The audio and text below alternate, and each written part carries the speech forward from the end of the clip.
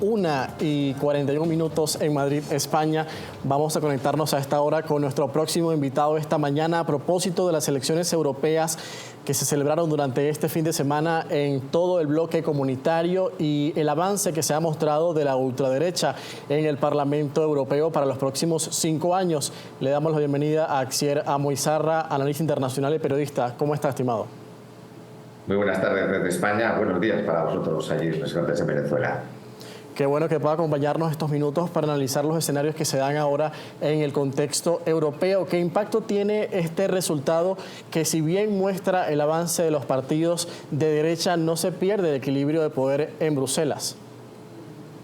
Así es, realmente estamos viendo que al final, bueno, lo que hemos conseguido ver es que el Partido Popular, ¿no?, pues gana estas elecciones y sobre todo pues el avance, se confirma el avance de la ultraderecha, pero si contamos entonces que los demócratas del Partido Popular, ¿no?, el Partido Popular Europeo también son del margen de la derecha, estamos hablando que la extrema derecha y derecha ocuparían gran parte del elenco parlamentario europeo en este caso.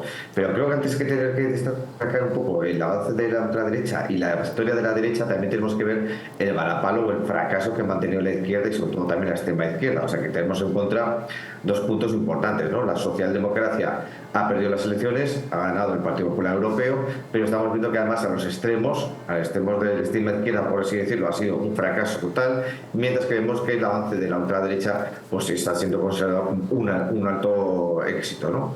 Pero también quisiera analizar en este caso, por ejemplo, también ha sido el profundo rechazo de la población, tanto en España como en muchos países de los 27 que estaban llamados a votar, de esa abstención que ha vuelto a subir con referencia a las elecciones pasadas. Estamos viendo que la Unión Europea está, digamos, podríamos considerar que está llegándose a un punto muy bajo, no solo ya en creencias, sino también en público objetivo y también en llegada al público, ¿no?, en general, ¿no?, a la ciudadanía.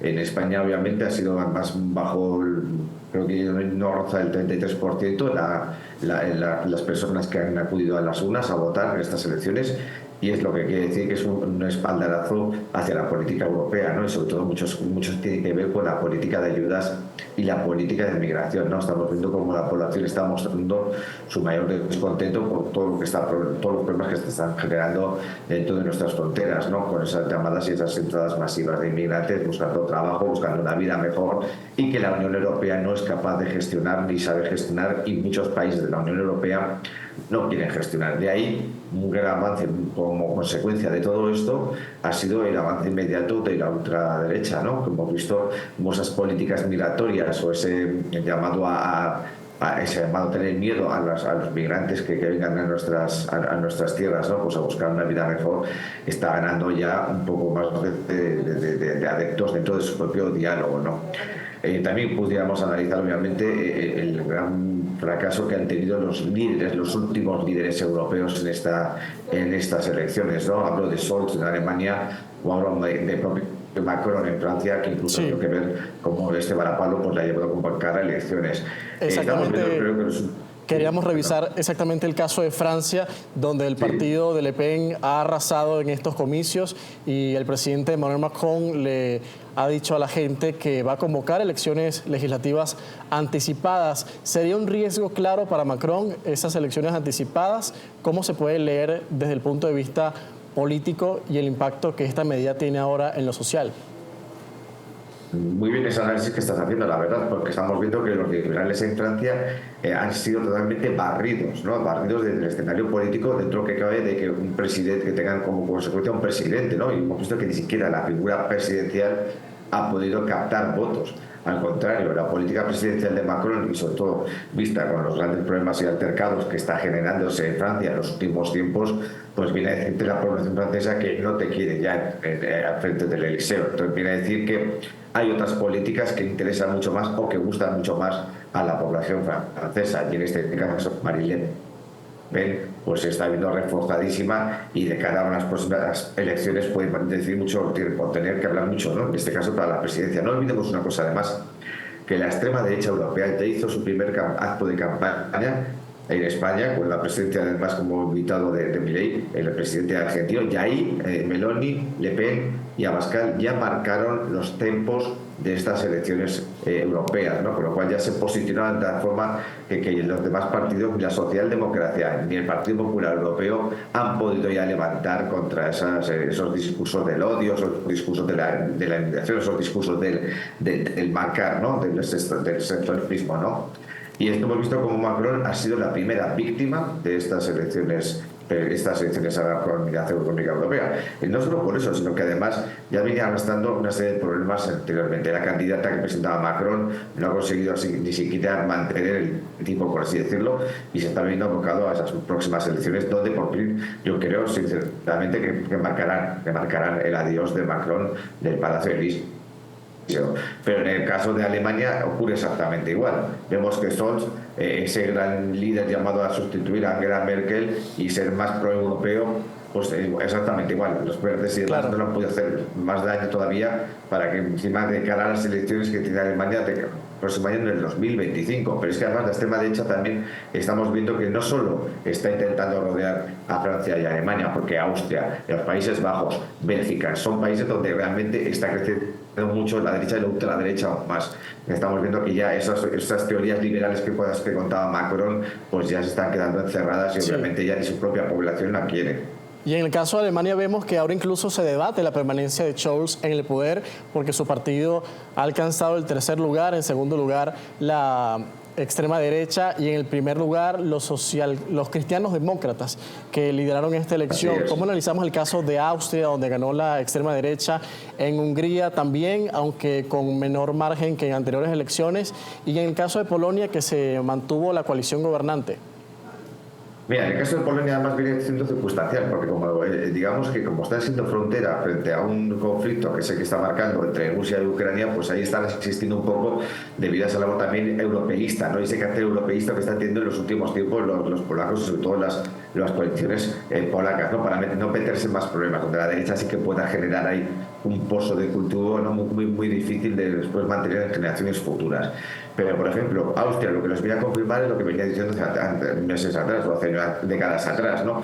Que ese giro hacia la derecha ya venía marcado y ahora ya es un giro a la derecha formado y establecido, ¿vale? Ya no es algo curioso o anecdótico como fue hace unas décadas anteriores.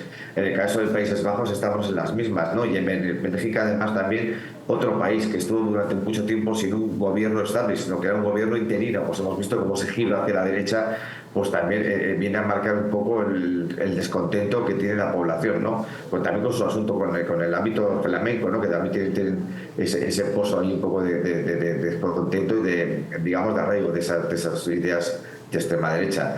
Y vemos que Hungría, Víctor Orbán sigue manteniendo todavía ese poder, sigue manteniendo además una población férrea e incluso que lucha contra los intereses europeístas, ¿no? O sea, es una población, es un Estado miembro de la Unión Europea, pero es un Estado miembro que lucha contra los intereses de la Unión Europea, frente a los intereses propios de Hungría, ¿no? Por ahí su cercanía, además, con las redes rusas, ¿no? En este caso, que ha mantenido siempre Orbán y que siempre va a mantener, obviamente.